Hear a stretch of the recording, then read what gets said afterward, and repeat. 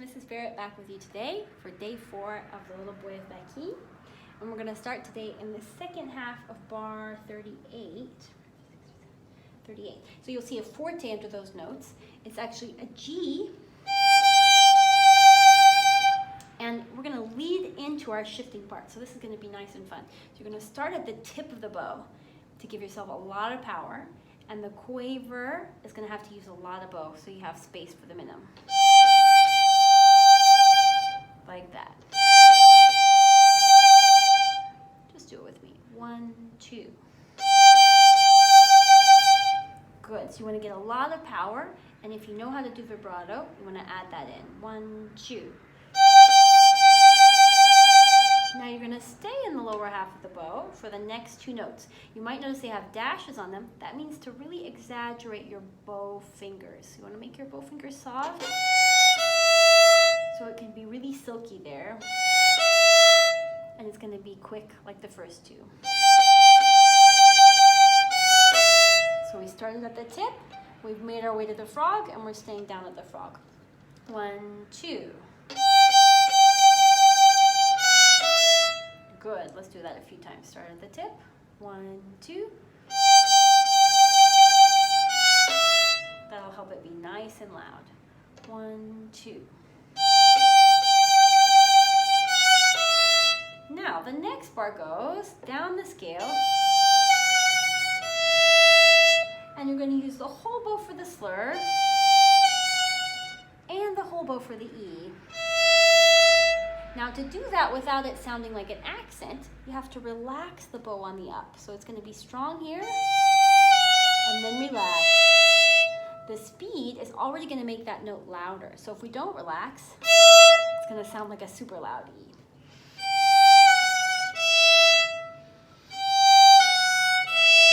And we don't want to let that E get any longer than the other 2 notes. So let's count. 1, 2, go. 1, 2, go. Good. Back to the tip to start our section. 1, 2.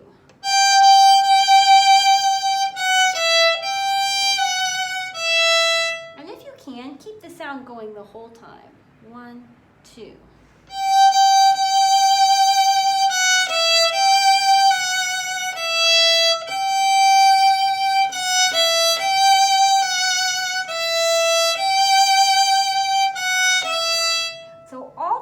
Bar 44, we're really using that same pattern. We're just doing it in different parts of the bow. This is a really big bow section.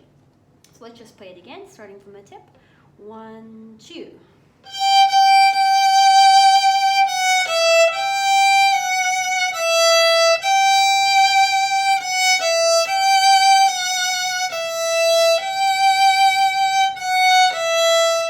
Now the next part is going to have a unique challenge, so we're going to leave that one for a minute. And we're going to go back to the beginning just to check what we remember. So 1, 2, 3, first bar.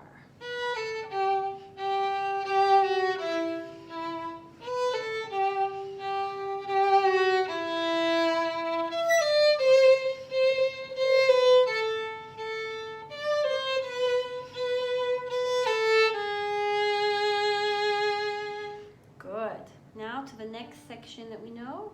1, 2.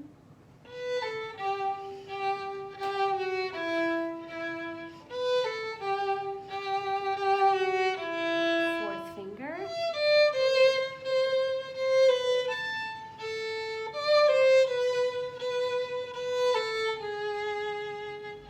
So for that section that we want to get quiet, that's a place where we can roll the bow slightly forward in our hand, so that's away from you. You're still going to keep your curly bow fingers, so it's almost like you're tucking the fingers underneath the bow, and you're tilting the bow a little bit forward to the side of the hairs. You can also go a little closer to the fingerboard. That's going to give you a soft, gentle sound. But when you go close to the fingerboard, you can't use a lot of pressure from the top. If you do, you might get double strings. Because up here, the strings are softer, and they're a little bit closer together because of that. So if we press down, we're going to get double notes. So you want to just be really light with the bow.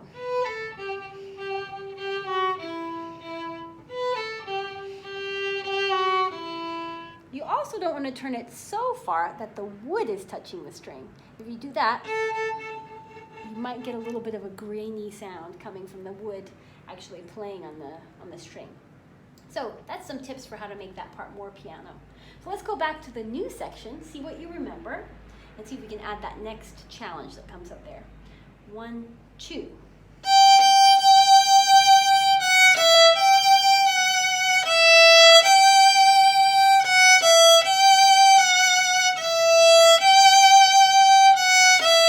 Now here comes our challenge. It says to do fourth finger. Why? Why can't we just stay on E? Well, the note after the fourth finger note, that E, is going to be a high 3, a D sharp. So placing the fourth finger actually helps us find that note really more stably. So we can make a really juicy D sharp there. That's the best note of that bar. So first we're just going to practice tuning those. You've already strengthened your fourth finger from the first section. So let's just try that first section octave. So you have E. Put your fourth finger on the A string. Now that fourth finger is ready to go. So you're going to move your first finger over, put the fourth finger strong, and put the third finger right next to it. So we're going to play the E. Now lift the 4 and play the D sharp. Let's do that a few times just to hear it and also to practice the space.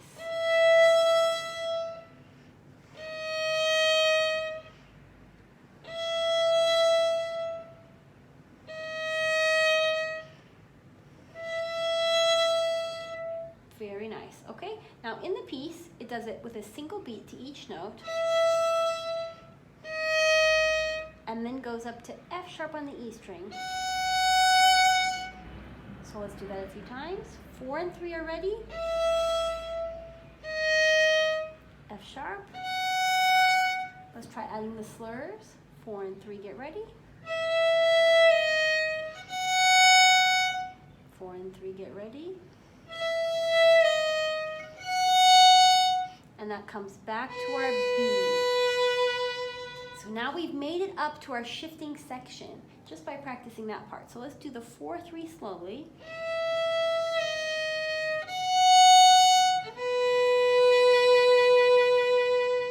One more time, and we're going to go on this time to the shifting part. So prepare 4 and 3, prepare the bow. 1, 2, go. 1, 2, 3, shift. Did you make it? Let's try it again. So we have the 4 and the 3, we prepare. F sharp, B,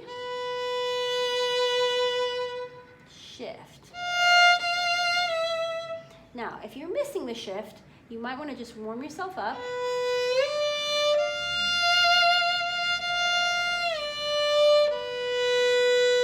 Play it again.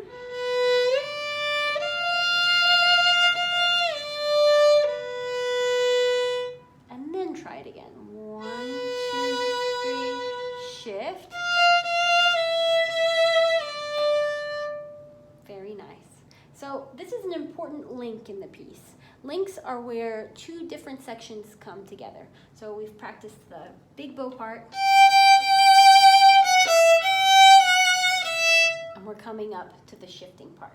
So let's just put the two parts together one more time. 1, 2, 3, 1, 2.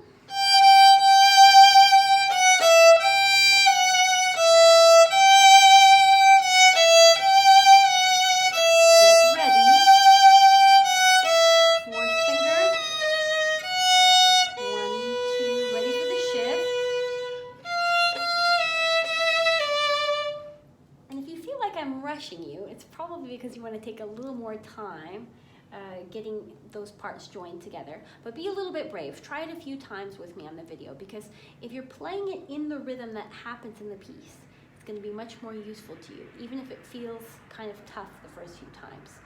Playing in the rhythm that the things actually happen in the work makes it easier for you to do your piano part with you, to play well in the exam, and also just to make it more musical. Because if you're making decisions with your left hand or your bow that don't fit in the tempo, it's going to be very difficult for you when you have to then play it as it's written in the piece. So as much as you can, try to do things in the tempo and the style and the rhythm that you have to do it finally. That speeds up the learning process a lot. So this was a nice long practice today. Well done for day 4. We're making really good progress. See you tomorrow for day 5.